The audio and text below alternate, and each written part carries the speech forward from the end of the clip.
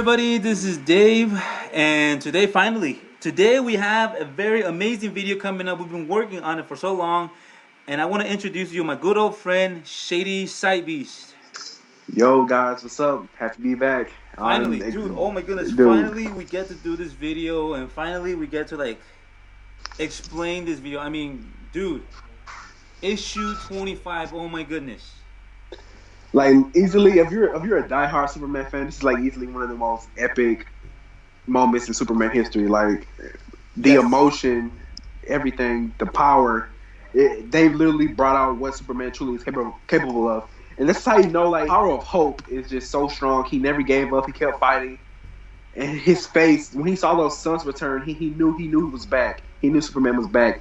And it was just a great issue, and I loved it. I loved every second of it. Yes, definitely. It's a very historical moment, a turn of events. Because I mean, not only has recently he's been getting feats, like his increase of feats has been consistently rising, but I mean now we have issue 25, like one of the greatest feats ever done ever, besides Strange Visitor.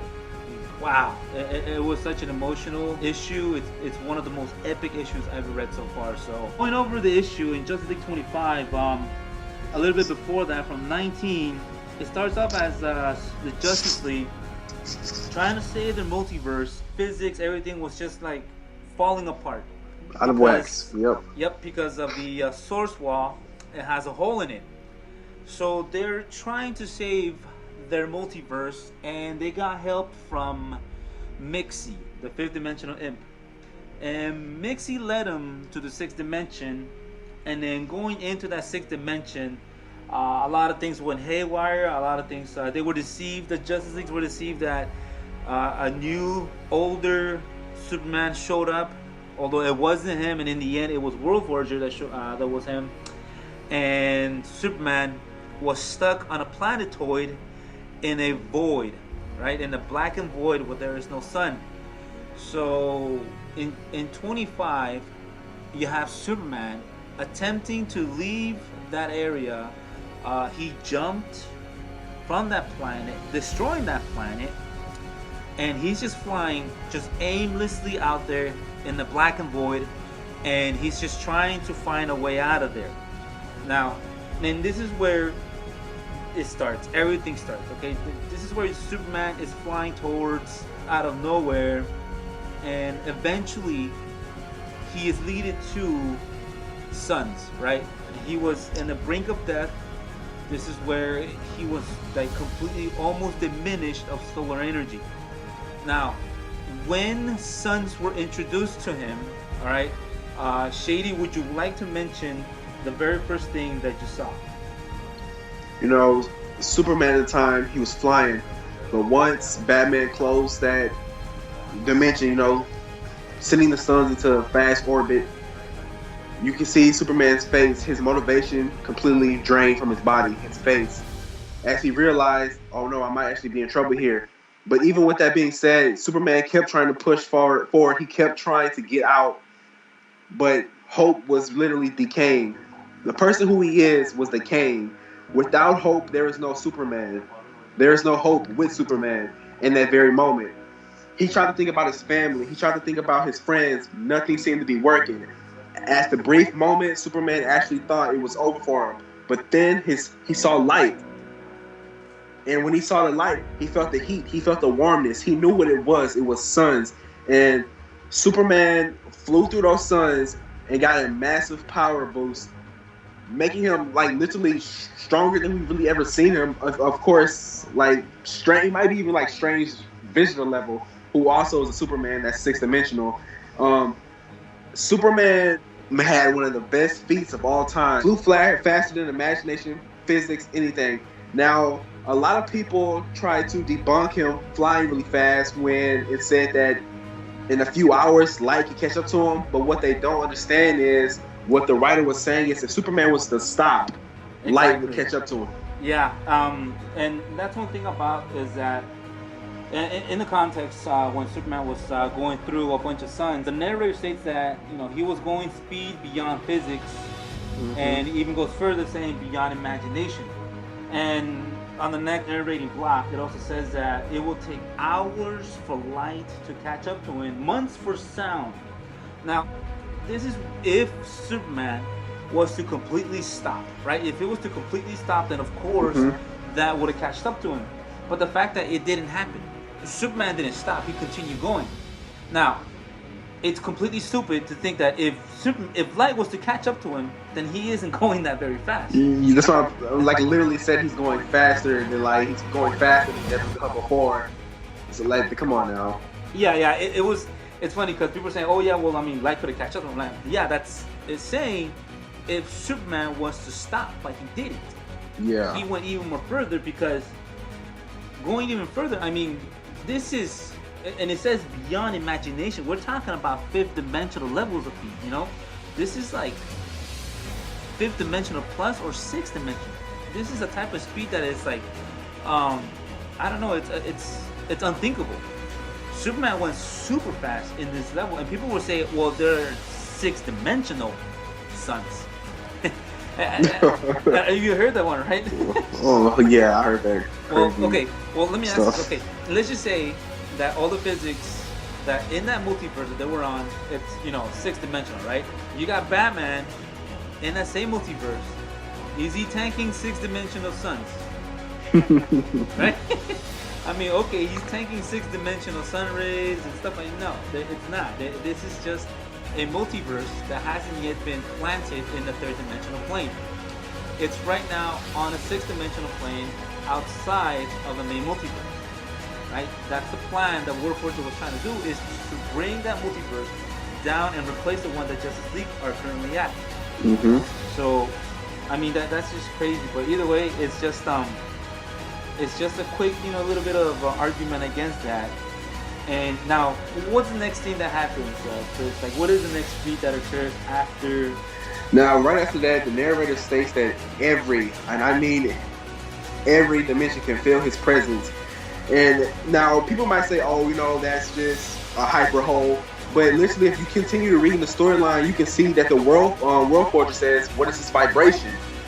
And that's another indication that Superman definitely is coming, which means that if he's literally shaking every dimension, that means he's shaking the fifth, the sixth, every dimension, every realm possible. And so basically it's being felt on the sixth dimensional tier. And as World Forger is about to swing his axe, he sees Superman approaching. And Superman, once again, being that beacon of hope, he can feel the present, he can feel the past. He takes his son's hand, his father's hand, and then he smacks the living dog crap out of the World Forger, sending him right behind. In one of the most epic moments in Superman history. Yeah, and let me retract a little bit, okay? And it says every dimension, right? Superman was shaking every dimension. Now, there's two things here. There's two things, okay? One, it probably is talking about other lower planes of reality, right? We're talking about sixth, then the fifth, then all the way down to the third, right? Or we could talk about other dimensions in the sixth dimension, which still is sixth dimensional level. So either or, it's still an impressive feat because Superman, only due to this light, he is shaking everything. So it's a very amazing feat, honestly. And even the World Forger felt it. He felt the entire rumble, right? And he's asking, like, what is that vibration? Because he was charging up. Now, this is where Superman does another incredible feat, is where, like how you said, Chris, Superman punched World Forger so hard that not only leave a crater on that planet, but destroyed the entire multiverse. You could see that by the statement of World Forger, because he was charging up that hammer of his, right? And we know that World Forger would pour his energy onto that hammer because of the next couple of issues. When he was diminished of his power, he was still swinging that hammer, and every single swing was like reviving a universe. It was a universal blow to every single swing he was doing. So given how he was powering up that hammer, and he was just about to finish his plan, replacing the multiverse, replacing the Justice League one, Superman decked him, and all that energy exploded and destroyed the entire multiverse. And even then, you got World Forge's statement saying that you destroyed my masterpiece. Now, which was a reference to his universe. I mean, his multiverse. And now another thing, and a lot of people like to lowball when Superman is like when he makes contact with World Forger, we see the big blue explosion. That represents that multiversal energy. Now, if you hop over to Justice League issue 31, when World Forger is another plane of existence, and he tells the rest of Justice League that his power is diminished in this dimension that they're in, which means that he's not at his peak of his power, and yet World Forger was still able to create new universes just by swinging his hammer. So that's another one for people who try to lowball Superman's feat, because he literally was swinging his hammer in issue 31 and was really creating universes while not even being at the peak of his power. Yeah, I remember when I first posted this feat, right? And I saw everything. Like I read it, I paid attention to the detail of the artwork. Man, that I found so many feats, and at the same time, I had specifically a ton of DBZ haters just trying to lowball and discredit it. Like they were all over me. I mean, thankfully I had a couple of backup players in this one, but man, they trying really hard to lowball just the comic itself, like just the feat itself, because not only understand, because we had editor statements, right? And at first the editor was kind of confused, talking about that Superman only destroyed the planet, right? He made a mistake. He thought he was referencing the Justice League multiverse, when really, if you think about World Forges, and then he admitted, yeah, that one was destroyed. And when that statement came out, that confirmed everything, that Superman did indeed destroyed that multiverse with his punch. Which, I kind of find it funny, because people say, oh, well, the only feat there was really was was planetary, because Superman left a crater on that planet Earth. And I'm thinking to myself, okay, well, so you're telling me that Superman, while weakened, is a lot stronger when he was, Sunday? Because he just completely destroyed a planet when he jumped, weakened, but now you're telling me after he's not as strong, he's a lot weaker now? And then I asked him, okay, so what happened in the background? You could see in the background reality shattered, right?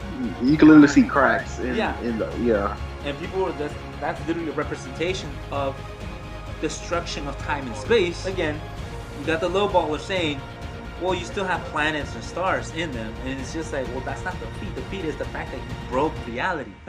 That's right. A representation of it. When someone draws it, when someone makes a reference of it, that's how they draw it. That's how it's